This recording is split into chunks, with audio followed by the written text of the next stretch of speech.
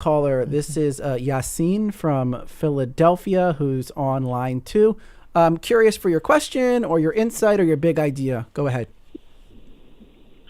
Hello, greetings to you and to your guests. I'm Yassine. I'm a doctoral candidate at the School of Education at Drexel, and this topic is amazing. Keep it up, guys. So, as we think about the future, and we know that, what concerns me specifically is that for generations, we taught kids skills and competencies that solve yesterday's problems, like, for example, memorizing facts, following procedures, and mastering trade that will last a career.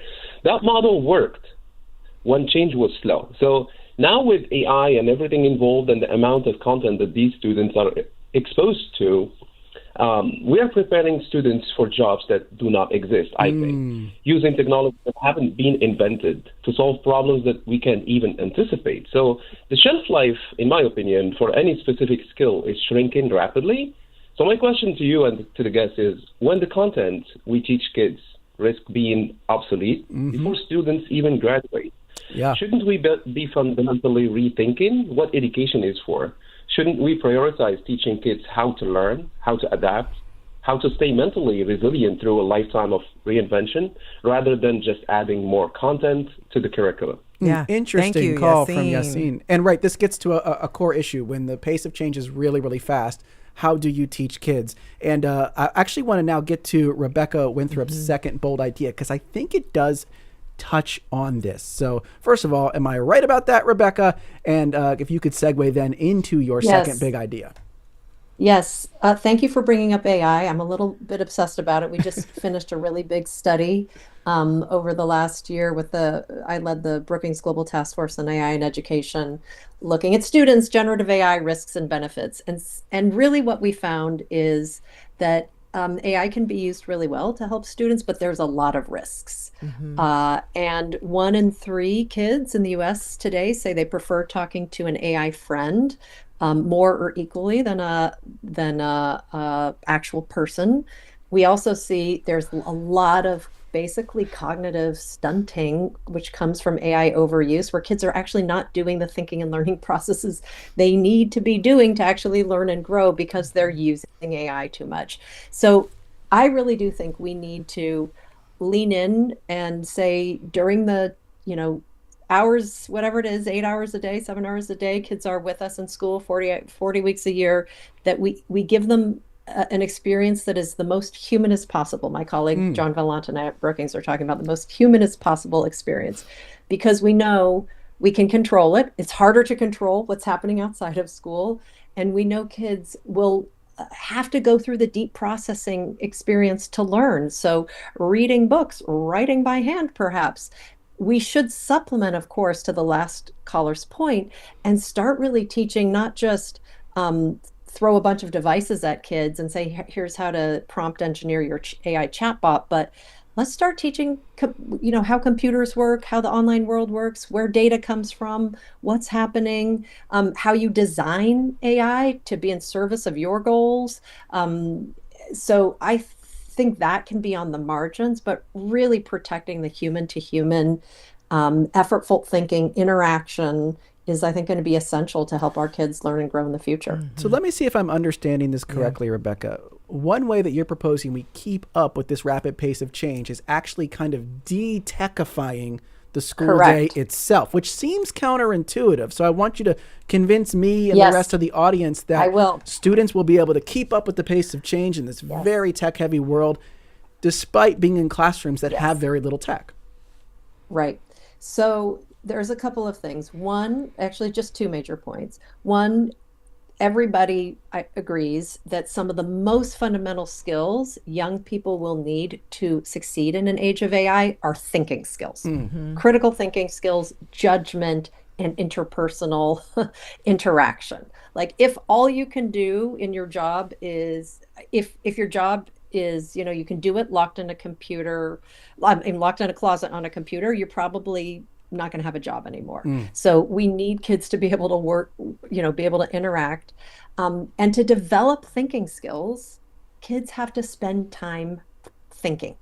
And when they use generative AI, they do not actually do the deep, effortful thinking. So we need to make sure that they are protected and actually pushed to do actually effortful thinking. That doesn't mean they're not exposed to AI. So there's some great examples of schools using AI for kids, teaching them machine learning in their science project. They're measuring sea level. This is a school in Hawaii, and trying to do a science project to see about, sea level rise in their communities. And then they take the data, they go back in and they learn how to use Gen AI to sort of make models. That's a great way to use generative AI, but not sticking kids in front of screens with chatbots with lots of devices. We already know from the global literature that actually hurts kids' learning. Kids already spend 7 hours a day on screens, and we know that the farther away your phone is from you, the better the grades are. If you keep it next to you, when you study at a table, your grades are going to be worse than if your phone is in an entirely different room. And so I want to give our two education experts a chance to react. And I see, Will, I was looking at you sort of turning your... I want you to sort of explain how this will work in the classroom, and especially with kids that use AI, whether you try to keep it from them or not, just your thoughts and reaction to what Rebecca's big fix is. I have an unpopular opinion as it pertains to AI. I think that as long as we fear it and we withhold it from kids, we're going to miss it. I think we are in the same kind of stage where we were when Google came out, and everyone who was attached to the Dewey Decimal System said, you're not going to learn if you're not opening up the books in the library. And so I think the things I see within AI are actually management skills. It's the ability to have this tool and know how to best leverage. We are kind of operating in this kind of deficit understanding that kids are just logging the question in there and they are getting the answer back. We could also use this as a tool to teach kids to ask better questions. We could use it as a tool to synthesize multiple resources and pieces of information and to figure out what's true and not. And so I think as educators, we've got to somewhat outthink the particular loopholes that exist and teach kids how to leverage this. But my only thing, and Rebecca raised a concern about, the cognitive skill, the critical thinking. Kids are not reading as many books. We've been studying that. We've talked about that on this show. And that's critical thinking, that's empathy skills. How do you make sure that doesn't get eclipsed by the focus on technology and the focus on AI? So when we think about AI, we typically see it as I put something in, get something out. But teachers and educators also have the ability to use AI. I can create an entire excerpt written based on what the student has experienced on their way to school, and we can dig into that particular text. I think we could see AI as a tool to be much more personable, to be much more specific in how we're educating students, and to give them space to explore. Yes, we do absolutely 100% need the human-to-human interaction. But I do believe we are in a world where this thing is moving, and if we don't allow kids access and space to learn how to navigate it, to learn kind of the principles and ethics that should guide their use of it, then we're going to miss it and our students will be behind. Yeah. I'm curious for your response to that, Rebecca. Like, there is, I think, a concern that if you really, really minimize exposure to technology, AI or otherwise, that there's just going to be a deficit that builds up. Kids are going to be left behind. Yeah. I think it's a common.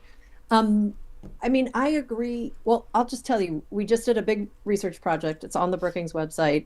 Feel free to check it out. We did find that it can be used really effectively in some of the ways that Will talked about. Teachers can use it. If you have something very specific that you manage for kids to interact with, like the machine learning example I gave, it can be great. And kids can learn a lot from that. These are very easy tools to use. It's not like they have to learn to program. Kids will learn. The problem is the opportunity cost. You can't spend all your time in front of ChatGPT, for example, without some real in-person intermediated experience, because we are seeing evidence that kids are just not learning and they're not interacting with people, and it's much harder to control that outside of school. So I do think for kids, critical thinking, their interpersonal development, but also our civic purpose of school to develop citizens of this country that learn how to work with other people, not like themselves, we really need to try to safeguard that human-to-human interaction. I wonder if, technology, Donna, should be even a reward, because if you can master the real work of it, then you get to have access to these tools. Well, I think this is a really fascinating conversation, and I think the caller asked a different question than what we're discussing. Yeah. So the caller's saying, what are we teaching kids to, what are we preparing kids for? the world will look very different. And we're talking about instructional approaches. So there are very different conversations going on. And I'm really taken by the fact that I contrast what the gentleman said, which is so much of what we're preparing kids for will not be exist. Against we have schools with Carnegie units and Penn faculty sending teachers into schools to watch legacy teachers as the vehicle to learn. Like, these are collision course issues that I think, would be so exciting to hear the schools of ed and the K-12 schools coming together to talk about. What does it mean to reimagine what the preparation of school is in a world in which AI has taken up so much room for content?